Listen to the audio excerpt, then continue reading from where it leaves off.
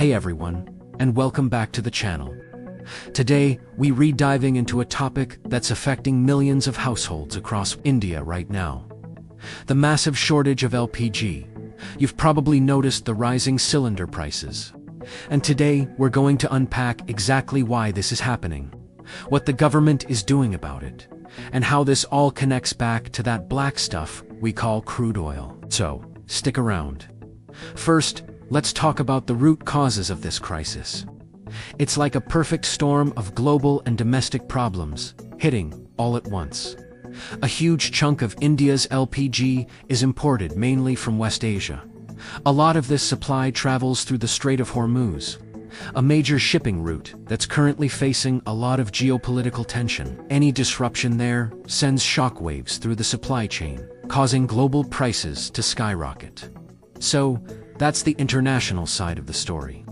But there are domestic issues compounding the problem too. Firstly, some of the gas that would normally be turned into LPG is being diverted to produce more CNG for vehicles. This is happening because CNG is seen as a cleaner fuel, but it means less raw material is available for cooking gas. On top of that, several refineries have had temporary shutdowns for maintenance and other reasons, which further tightens the supply. When you add all these factors together, you get the shortage we're seeing today. So, what does this mean for the average person? Well, it directly hits our wallets. Higher prices for LPG cylinders put a real strain on household budgets. It makes cooking more expensive, which means the cost of daily essentials goes up. For many families, this isn't just an inconvenience. It's a significant financial burden that forces them to make tough choices about their spending. It's a classic example of how global events can have a very real, very local impact on our day-to-day lives. In response to this growing crisis, the Indian government is trying to manage the situation on multiple fronts.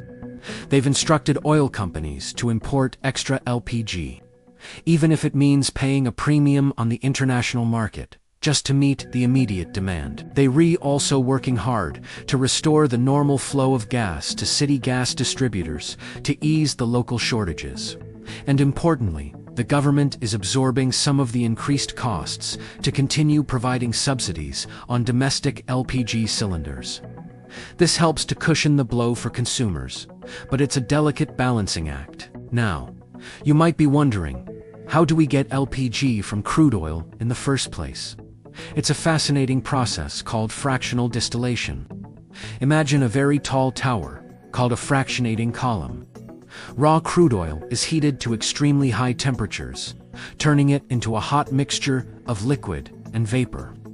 This mixture is pumped into the bottom of the column. As the vapor rises up the tower, it gradually cools down. The magic happens because different components of crude oil condense back into liquid at different temperatures.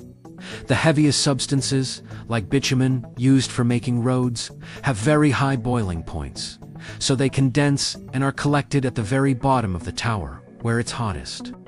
As we move up the column, it gets cooler. A little higher up, you'll find heavier fuels like diesel, then kerosene, and then petrol or gasoline, which is lighter.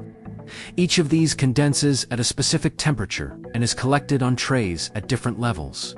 And what about LPG? Liquefied petroleum gas is one of the lightest components. It continues to rise, all the way to the very top of the column, where it's coolest before it's collected. This entire refining process is what allows us to separate a single raw material, crude oil, into the many different fuels and products that power our cars, light our homes, and cook our food.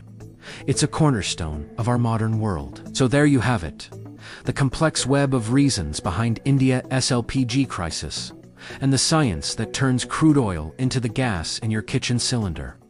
It's a reminder of how interconnected our world really is. Thanks for watching, and if you found this video helpful, don't forget to like, share, and subscribe for more deep dives into the topics that matter. See you in the next one.